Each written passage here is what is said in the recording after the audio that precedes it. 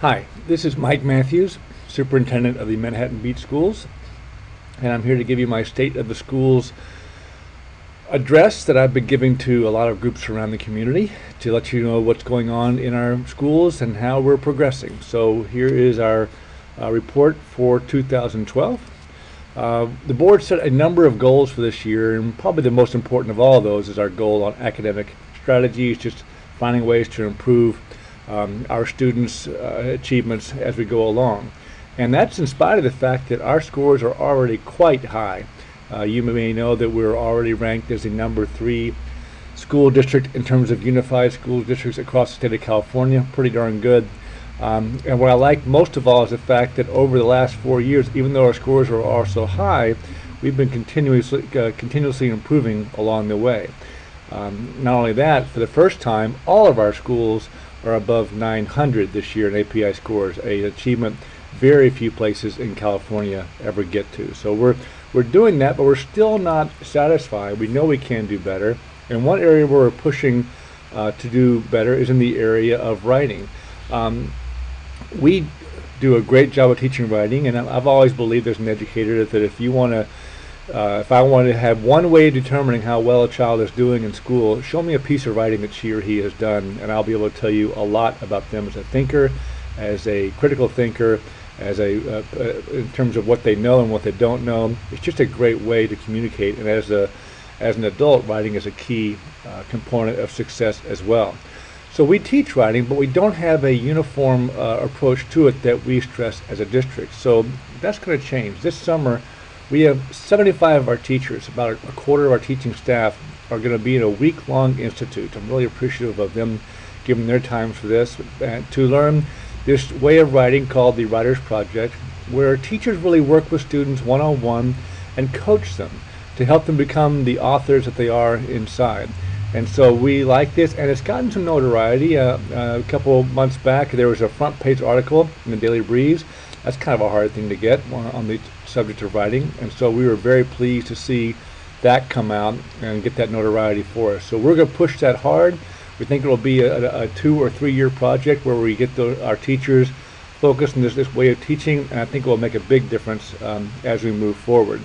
Another area that's gotten some attention comes in the area of technology. When I came here a couple years back, technology was we certainly spent a lot of money on it in our schools, but there wasn't a uniform approach. And so one of the things we tried this past year is our iPad pilot. We've had iPads in each of our schools, and I proposed to the board earlier this month that we expand that project, and the board's going to deliberate that in the next few months as we get more information about it. We're going to look at maybe 2 grades in our elementary schools, and perhaps even the idea of having an iPad in the hands of each individual middle school student.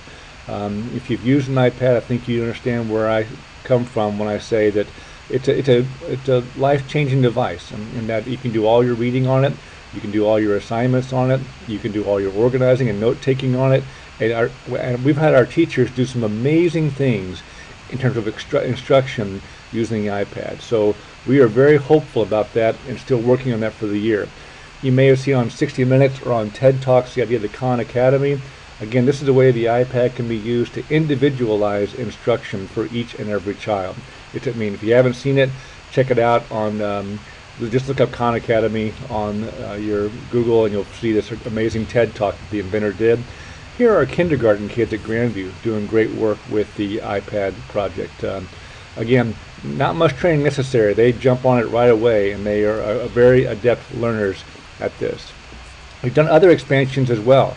We've started Mandarin. We are a true world languages program. Here is our new Mandarin class at the middle school, singing a song in Mandarin. The arts continue to be very, very strong at our school. I was here at Miracosta as the Miracosta Choir performed at Carnegie Hall. I wasn't here, but I was somewhere back in the audience over here.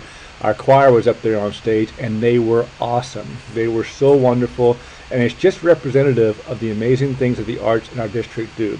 It starts in elementary school, where we still have music, while many places have had to drop that with the state budgets are going along. We still have it.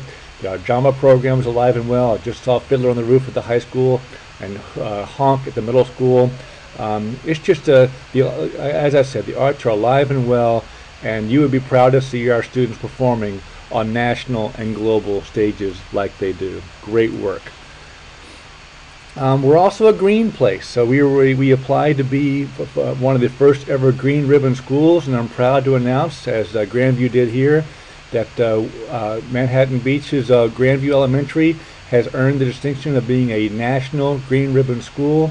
They're going to Washington, D.C. on June 3rd and 4th to receive the award, and pretty remarkable. And it isn't just Grandview that's green, it's all of our schools that do a great job of being green. One more way of teaching students about science, about the environment, and about lifestyles. And so we're very proud of that as well, and proud of Grandview's efforts with that. The second goal is not as exciting, I think, but incredibly critical for our district, and that's maintaining a strong and healthy budget.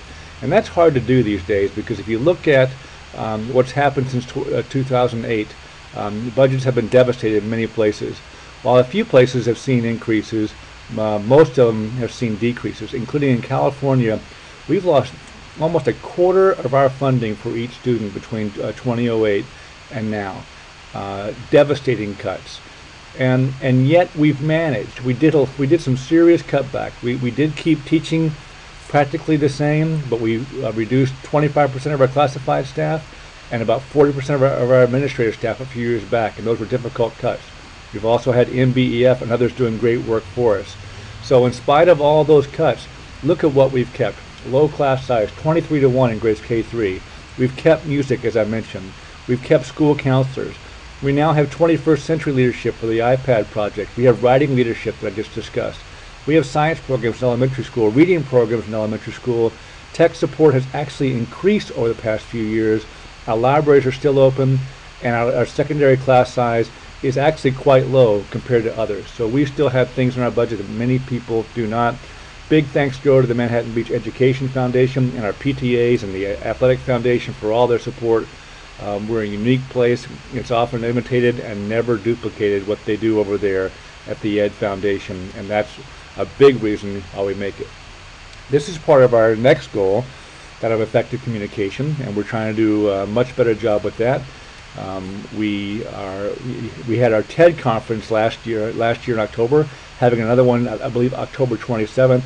I just saw, this is Thomas Suarez, our now sixth grade student, I believe, who's over at Manhattan Beach Middle School, giving an amazing presentation that he has received over 2 million hits on the TED website, talking about app development.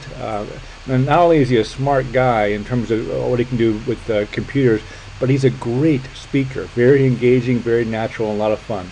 What's also fun is this weekend he's being receiving a special award at the Tribeca Film Festival.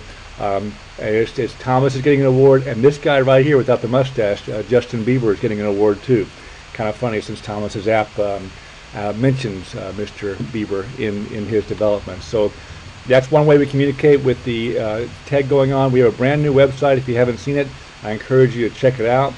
We also use mechanisms like Twitter. We have about 600 followers in our Twitter website. As you see here, it's we're over 500, but actually approaching 600 now. And just started is our Manhattan Beach Unified School District Facebook page. And so if you're a Facebook person, go like us there and see if you can get some good information about us going on. But we continue to make efforts in the area of communication. Miracosta High School is another goal of our board, and we want to see our high school doing better and better. We were very proud of the fact that they became a California Distinguished School last year. Well deserved, and one more feather in the cap for the high school. We're also proud of the fact that U.S. News and World Report named them as a top 100 math and science school in the nation. So that was great as well. Goal number 5, student support strategies. If you listen to the national media today, you hear a lot about bullying and student safety. Well, we've started the Safe School Ambassadors program this year. We started it back in January, and it's a program designed to teach our kids, to get a cadre of students at each school to understand what bullying means, to understand what taking up for somebody means, and ways they can defend their fellow classmates. And it's not a high-profile program. In fact, it's very low-key. There's no one wearing shirts or capes being an anti-bully program per se, but there are students who know what it looks like, who know how to intervene, and I believe that over time our schools become safer and safer due to these students' leadership. We also, in terms of student support, want to make our students healthier and healthier. We're proud to be a part of Vitality City and Blue Zones as they work to keep our students eating and acting healthier and healthier. Finally, we will have our goal number 6. That's our facilities, technology, and equipment goal. We installed wireless in our schools. We've installed them in the offices and major areas in each of our schools, and soon we will work to install wireless in all the schools in every single classroom. We believe that's where we should be technology-wise. It's where many districts already are, and we are doing a great job of putting that into our schools.